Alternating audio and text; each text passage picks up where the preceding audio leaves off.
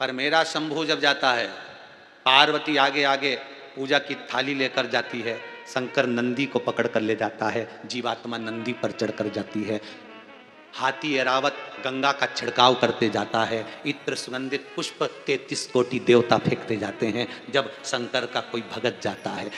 साथ चलने वाला अच्छा होना चाहिए, इसलिए अंतिम समय में याद रखना, चाहे स्वर्ग मिले चाहे नरक मिले, हृदय में वास तुम्हारा। साथ चलने वाला मेरा देव अधिदेव महादेव होगा तो सफर फिर देखना कैसा होगा, फिर सफर का आनंद ही दूसरा होगा,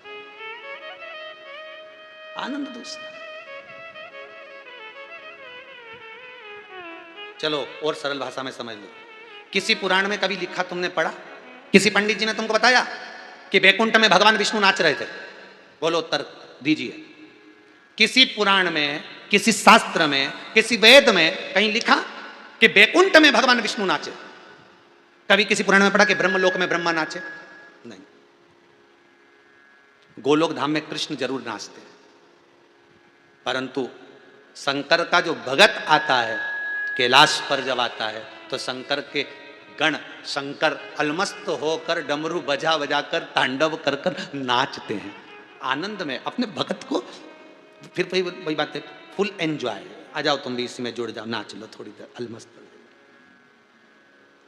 बैकुंठ में जाओगे तो क्या मिलने वाला है? सोने का बढ़िया कमरा, एसी लगा हुआ, डनलप का गद्दा, सोने की थाली में भोजन, 56 भोग, दासियां पंखा डुलाने वाली, ये सब मिलेगा। शंकर भगवान के यहाँ भले ये सोने का कमरा और एसी का रूम भले ना मिले, पर वहां एसी की जरूरत भी नहीं है साहब। एक आध बार कैलाश जाके तो देखो, वहां तो एसी की जरूरत नहीं पड़े, बल्कि समझ जाओ वहां एसी की जरूरत पड़े ही नहीं। वहां तो अगर वो एसी चला दे तो फिर तो हो गई छुट्टी, वहां जरूरत ही नहीं। क्या चाहिए?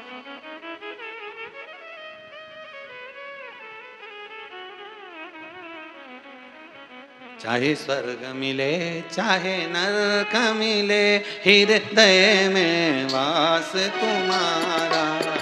चाहे नरक मिले चाहे स्वर्ग मिले, हृदय में वास तुम्हारा। जब छोड़ चलूं इस दुनिया को, होठों पे नाम तुम्हारा हो। जब छोड़ चलूं इस दुनिया को, होठों पे नाम तुम्हारा हो। जब छोड़ चलूं इस दुनिया को, पे नाम तुम्हारा हो।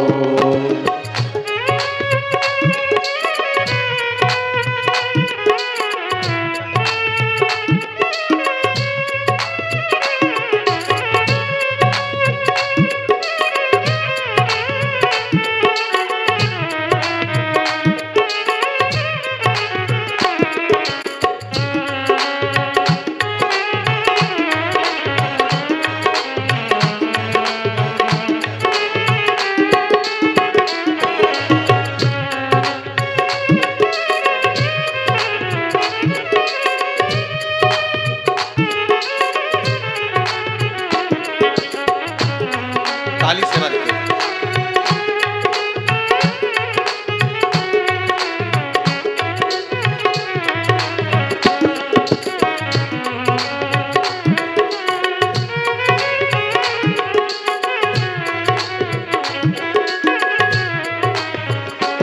तन भोले नाम की चादरी हो, तन भोले नाम की चादर हो।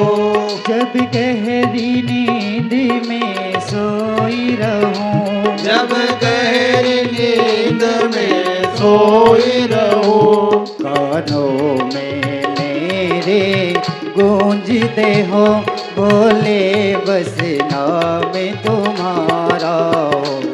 कानों में गूंज बस तेरी हो, भोले बस नाम तुम्हारा हो। चाहे नरक मिले चाहे स्वर्ग मिले, हृदय में वास तुम्हारा हो। चाहे नरक मिले चाहे स्वर्ग मिले, हृदय में वास तुम्हारा हो। जब छोड़ चलूं इस दुनिया को, होठों पे नाम तुम्हारा हो। जब छोड़ चलूं इस दुनिया को, होठों पे नाम नाम तुम्हारा हो। हो।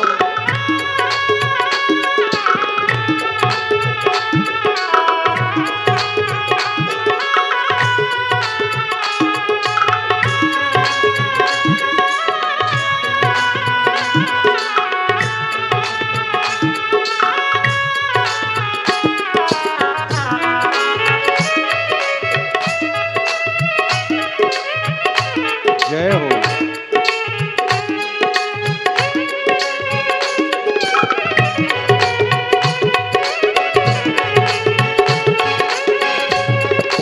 हर भोले।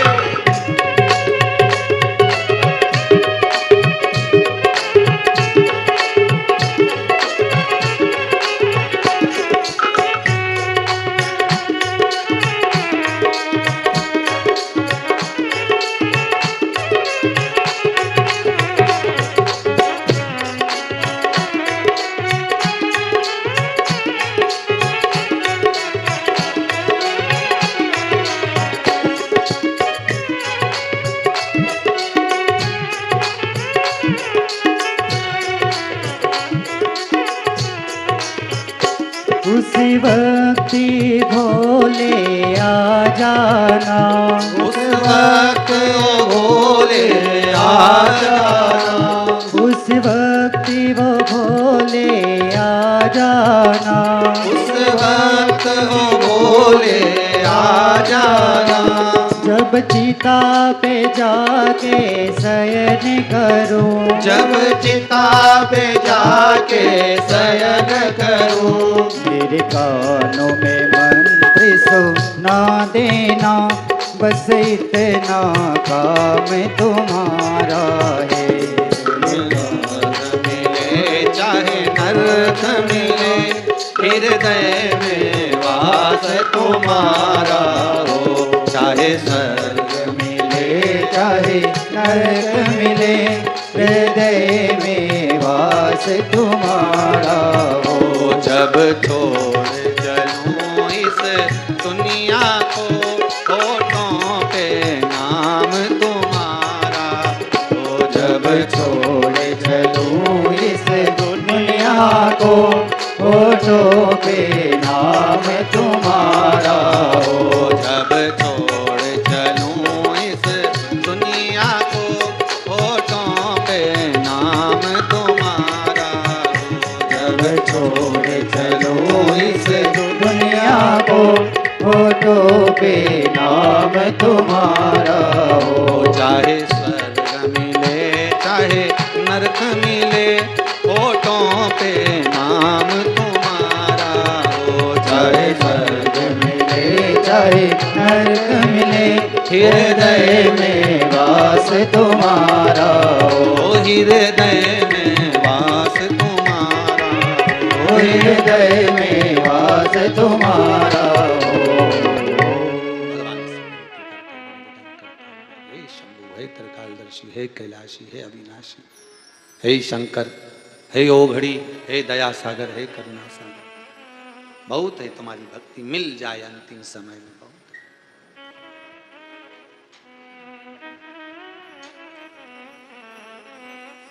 थोड़ा सा शिव महापुराण को अपने हृदय में जोड़िए, दिनचर्या के साथ में इसको भी थोड़ा जोड़ने का प्रयास करें।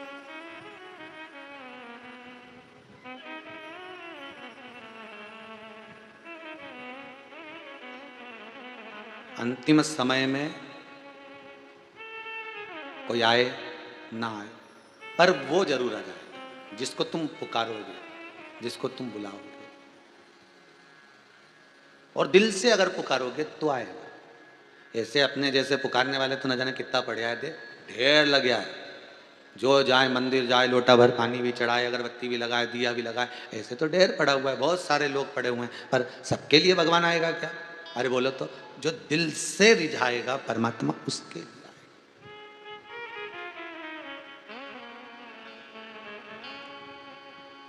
दिल से जो रिझा,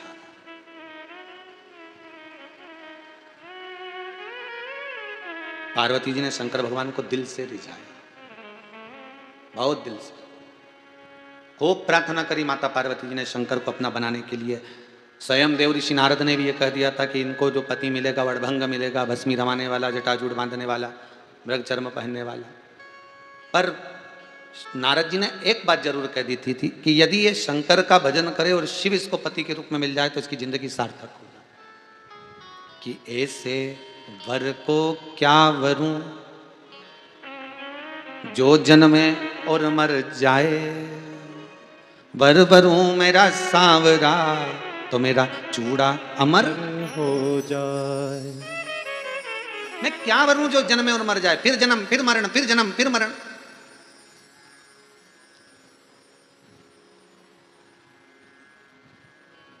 बार बार जन्म लेना, बार बार मृत्यु की ओर चले जाना, फिर जन्म लेना, फिर मृत्यु की ओर चले जाना, फिर जन्म लेना, फिर मृत्यु की ओर चले जाना, ये कहां तक श्रेष्ठ है?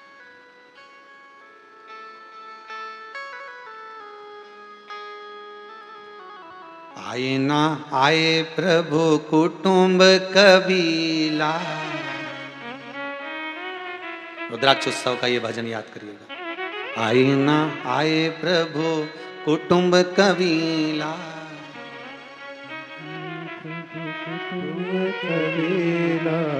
भक्तों के प्रभु आप सहारा, भक्तों के प्रभु आप सहारा। अंत समय प्रभु आना पड़ेगा, अंत समय प्रभु आना पड़ेगा। वचन दिया तो निभाना पड़ेगा, वचन दिया तो निभाना पड़ेगा। कोई आए, हमें हमें किसी से मतलब है ही नहीं।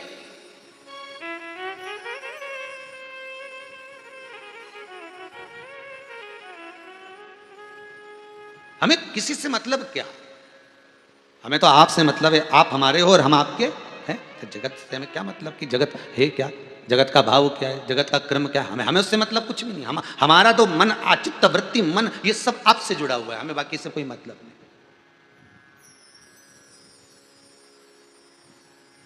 पार्वती जी ने इस हृदय को, पार्वती जी ने इस दिल को भगवान शंकर को समर्पित कर दिया। अच्छा, कई लोग कथाओं में कहते हैं कि शिव जी को तो भान भी नहीं था कि पार्वती जी पूजन कर रही हैं, तप कर रही हैं, साधना कर रही हैं, कि पार्वती जी भजन कर रही हैं, कि कीर्तन कर रही हैं, कि मंत्र जाप कर रही हैं। ये शंकर जी को भान नहीं था, कई लोग कहते हैं। कई लोगों का कहना है कि ये शिव जी को भान नहीं था। पर शिव महापुराण की कथा कहती है कि पार्वती जी जो भजन करी, पार्वती जी ने जो मंत्र जपा, पार्वती जी ने जो नाम जाप किया, पार्वती जी ने जो शिवलिंग का निर्माण कर कर पूजन करी, शंकर भगवान के एक एक भाव में, वो चित्त में, वृत्ति में वो चीज समाई हुई थी जो पार्वती कर रही थी।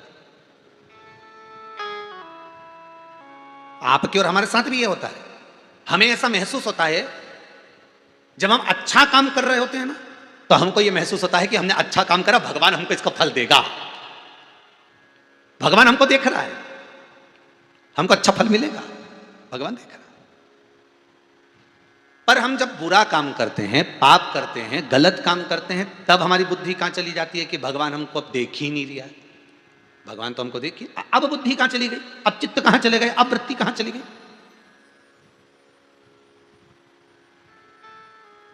मतलब अच्छा करोगे तो ही भगवान देखेगा, बुरा नहीं देखेगा। उसके पास में दोनों तरह की फाइलें है, लाल कलर की भी तो नीले कलर की भी, दोनों रखी है। इसमें ये लिखना है, इसमें ये लिखना है, इसका पाप इसमें, पुण्य इसमें, अच्छा इसमें, बुरा इसमें, सब कुछ चढ़ा के रखा है, सब कुछ। प्राण छूटते से ही चित्रगुप्त महाराज मुनीम जी फाइल लेके आ जाएंगे और सब सुना के जाएंगे। प्राण छूटने से पहले एक एक चीज बताई जाती है, एक एक चीज। इतनी साल में तूने इतना भजन करा, इतना कीर्तन करा, ऐसा मंत्र जाप करा, ऐसा नाम जाप करा, इतनी बार तूने टीवी में नाटक देखा तो तूने कथा इतनी बार सुनी, इतने इस स्मरण को ऐसा करा, पानी ऐसा चढ़ाया, दूध ऐसा चढ़ाया, जल ऐसा चढ़ाया, गाली इतनी दी, अपशब्द इतना का, ताने इतने दिए, मन में कपट इतना रखा, व्यभिचार इतना रखा, अहंकार इतना रखा, सब चीज का सब मशीन लगी है उसके पास में, एक एक चीज लिखता है। तभी तो जीव तड़पता है, तभी तो जीव रोता है, चिल्लाता है, आंखों से आंसू बहता है, नैनों से नीर बहता है, तब समझ में आता है। पार्वती मैया ने तब साधना करी। ये शिव जानते हैं, शंकर जानते हैं।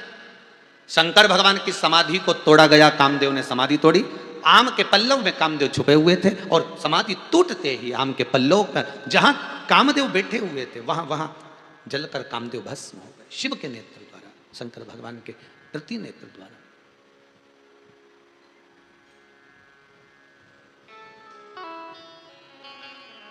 देखिए, इस कथा पर जरा ध्यान दीजिएगा। कामदेव बैठे थे आम के पेड़ के ऊपर। कहाँ बैठे हैं? आम के पेड़ के ऊपर, और पल्लव में छुपे हैं, पत्तों में। गलती कौन कर रहे हैं? आम के पेड़ ने कोई गलती करी क्या? जम के तो बोलो। नहीं। आम के पेड़ ने किसी को गाली दी क्या? नहीं। आम के पेड़ ने कोई बाण चलाया क्या? नहीं। चलाने वाला कौन था? श्री कामदेव जी महाराज, भगवान कामदेव। बाण वो चला रहे हैं, ताने वो दे रहे हैं, धनुष वो रखे हैं, और नुकसान किसका हुआ उसके साथ में? जब कामदेव जलकर भस्म हुआ, कामदेव जलकर जब भस्म हो रहे हैं, तो साथ में कौन चल रहा है? वो आम का पेड़, वो आम का पेड़ जल रहा है। उसी तरह एक व्यक्ति के कर्म के भोग के चक्कर में पूरे परिवार को भोगना पड़ता है, पूरे परिवार को। यदि एक व्यक्ति पुण्य करता है, दान करता है, सत्कर्म करता है, भजन करता है, कीर्तन करता है, एक व्यक्ति अगर अच्छा है, एक व्यक्ति पुण्यवान है, दान कर रहा है, धर्म कर रहा है, पुण्य कर रहा है, सत्कर्म कर रहा है, एक व्यक्ति अगर पुण्य की ओर बढ़ रहा है, तो उसके पुण्य से संपूर्ण परिवार पुण्यमय कहलाता है। संपूर्ण परिवार को उसका सुख मिलता है। संपूर्ण परिवार में धन, वैभव, प्रतिष्ठा, यश सब कुछ मिलती है एक व्यक्ति के बल पर। और यदि एक व्यक्ति गलत निकल गया, उसका एक व्यक्ति ने कर्म बेकार कर दिया, गलत काम कर दिया, गलत कोई कर्म में डूब गया, कोई गलत काम कर बैठा, तो पूरे परिवार को रोना पड़ता। एक के चक्कर। कामदेव अकेले ने क्रोध करा, कामदेव अकेले ने बाण चलाए, कामदेव अकेले ने सब कुछ करा, पर जो जलकर भस्म हुआ कामदेव, उसने पूरे आम के पेड़ को भी जला दिया, राख करवा दिया, पूरे आम के पल्लव को, जिसने कुछ नहीं करा था तो भी जलना पड़ा। किसी व्यक्ति के पुण्य से आपका पुण्य प्रबल हो सकता है, तो किसी व्यक्ति के पाप से आपका पाप भी प्रबल हो सकता है। कितना सुंदर कहा है शिव महापुराण में, वेद व्यास जी लिखते हैं, बन सके तो पुण्यवान के साथ रहना। किसके साथ रहना? पुण्यवान के साथ। फिर वही वाली बात आ गई कि वो ये हाथ दान करे तो ये उल्टा हाथ किसी काम का नहीं है, जब ये किसी काम का नहीं है तो इसको टच कर दो, तो ये पुण्य वाला हो गया कि नहीं हो गया? मात्र टच करने पर पुण्य वाला हो गया, वो हाथ का स्पर्श करने पर पुण्य, क्योंकि दान ये कर रहा है सीधा हाथ, इसलिए इसको कहते सीधा, इसको कहते उल्टा, मतलब उल्टा नाम ही इसका उल्टा, इसलिए ये उल्टा ही है। ये कहीं काम अच्छा करे ही नहीं, ना दान करे, ना पुण्य करे, ना सत्कर्म करे, ना कोई भजन, कहीं सेवा, कुछ नहीं करता यही। पर इसका सबसे बड़ा फल इसका ये है कि इसको ये टच कर लेता है, टच करता है तो इसके पुण्य का भाग इसके खाते में चले जाता है। उसी तरह आप कुछ भी नहीं कर सकते तो कोई भजन करने वाले के साथ में रह लो, कोई स्मरण करने वाले के साथ में रह लो, कोई भगवान का कथा कीर्तन करने वाला हो उसके साथ रह लो, उसका स्पर्श मात्र होगा, उसका संग मात्र होगा, उसके साथ अगर रहोगे तो आप भी पुण्यवान बनते चले जाओगे, पापी नहीं कहलाओगे, पुण्यवान बनते चले जाओगे। उसका साथ पाकर आपकी प्रतिष्ठा बढ़ेगी, उसका साथ पाकर आपका सम्मान बढ़ेगा, उसका साथ पाकर आपकी प्रतिष्ठा बढ़ेगी। दुनिया के लोग पूछ लेंगे किसके साथ रहता है, किसके साथ रहता है, तो कहने वाला व्यक्ति कहेगा साहब उनके साथ। अरे तो बहुत अच्छी बात है, फिर तो क्या दिक्कत है, संबंध अभी कर देते हैं हम साहब, अभी ब्याह कर देते हैं, 1 मिनट देरी नहीं लगे। अगर उसके साथ रहता है तो ब्याह करने नहीं दे, और अगर उसका संगी नहीं मिला, संबंधी नहीं मिला, और गलत लोगों की संगति में बैठ गया, गलत लोगों के संग में बैठ गया, तो कौन कहेगा कि उसके साथ? उसी तरह ये आत्मा, उसी तरह ये बुद्धि, उसी तरह ये चित्त, उसी तरह ये परमात्मा, ये देखता है कि किसके साथ आप लगे हो, किसके साथ लगे।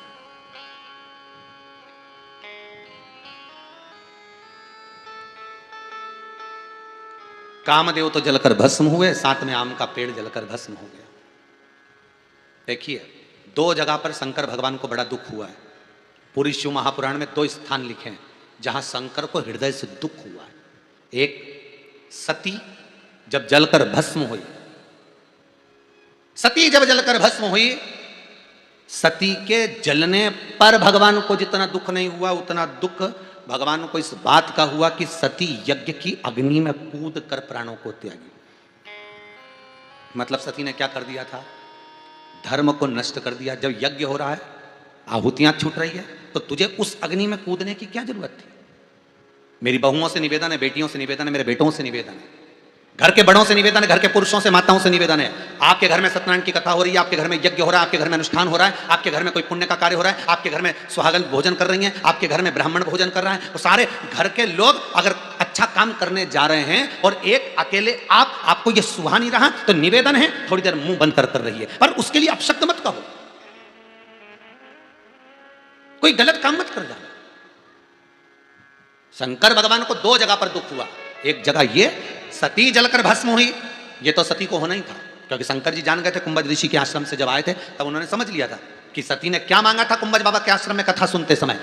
व्यक्ति जब कथा सुनते समय उसके हृदय में जो आता है भगवान उसको देता है। शिव महापुराण का भी नियम है, आप जो मन में लेकर आए हो, आपके मन में जो लेकर आप शिव की कथा को ये 1 बजे से 4 बजे तक सुन रहे हो, शिव महापुराण की कथा को 2 से 5 बजे तक श्रवण कर रहे हो, ये जो आपके मन में आ रहा है ना, बाबा उसको पूर्ण कर देगा। सती के मन में क्या चल रहा था कि मेरी शादी हुई और शादी होते से मेरे पति यहाँ कुंभज ऋषि क्या मुझे कथा सुनाने लिया। शादी होने के बाद तो लोग घूमने जाते, शादी होने के बाद तो लोग कहीं ना कहीं भ्रमण के लिए जाते, और मेरे पति मुझे कथा सुनाने के लिए क्या, इससे तो मेरी जिंदगी जलकर भस्म हो जाए तो अच्छा। तो कुंभज ऋषि जान गए थे कि ये तो जलकर भस्म होगी, शंकर जी भी जान गए थे कि इसको तो जलकर भस्म होना। शिव को सती के भस्म होने का दुख नहीं था, शंकर को सबसे ज्यादा दुख इस बात का था कि यज्ञ की अग्नि में सती कूदी है।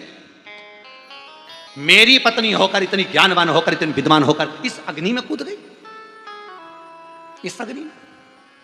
शिव को दुख इस बात का था, इसीलिए तो सती को कहा था कि तुम कोयल का जन्म लोगी, 2 आषाढ़ के अधिक पढ़ेंगे, अधिक मास पढ़ेंगे, तब जाकर तुम्हारी मुक्ति होगी, तब तुम फिर पार्वती का रूप लोगी। ये कहा।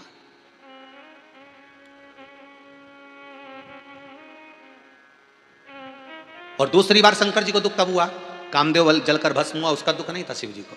दुख किस बात का था कि जिस आम के पेड़ पर कामदेव चढ़ा हुआ था, वो आम का पेड़ मेरे तीसरे नेत्र के द्वारा कामदेव के साथ जलकर भस्म हो गया। शंकर को दुख उस बात का था। सती जलकर भस्म हो गई, शंकर भगवान के लोगों ने स्तुति करी तो शंकर जी ने यज्ञ पूरा करवाया। यहां आम का पेड़ जलकर भस्म हो गया, कोई देवता नहीं आया मनाने के लिए शंकर भगवान को, और शंकर भीतर से रो रहे थे। शंकर भगवान की चित्तवृत्ति में यह दुख था कि कामदेव के चक्कर में यह हरा भरा पेड़ जल गया।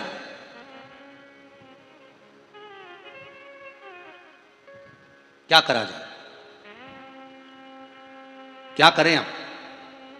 शंकर भगवान उठे, कामदेव की पत्नी हाथ जोड़कर रुदन करती हुई, नैनों से जल बहाती हुई, आंखों से अश्रु बहाती हुई कामदेव की पत्नी रो रही है, मेरा पति जलकर भस्म हो गया है, जल गया है मेरा पति। शिव जी कहते हैं ये मिलेगा, द्वापर में मिलेगा, भगवान कृष्ण के पुत्र के रूप में मिलेगा। रति ने कामदेव के लिए मांगा, पर रति ने आम के पेड़ के लिए नहीं मांगा, आम के वृक्ष के लिए नहीं मांगा। संसार है ही ऐसा, दुनिया के लोग आपका उपयोग कर लेते हैं, दुनिया के लोग आपका उपयोग करेंगे, पूरा उपयोग करेंगे, और जिस समय आपको उनकी जरूरत होगी उस समय धक्का दे देंगे। ये दुनिया के लोगों की रीत है। वावारी दुनिया मतलब की दुनिया में किसी का कोई नहीं। कौन किसी का? कोई।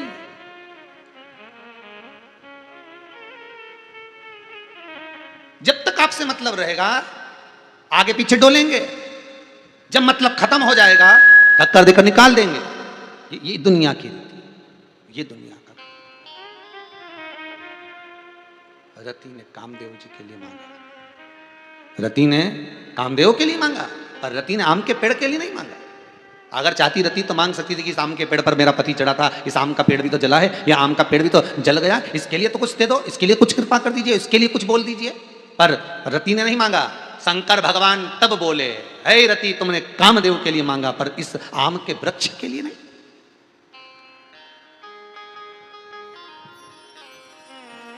शिव जी ने आम के एक पल्लव को, एक पत्ते को उठाया, हाथ में लिया।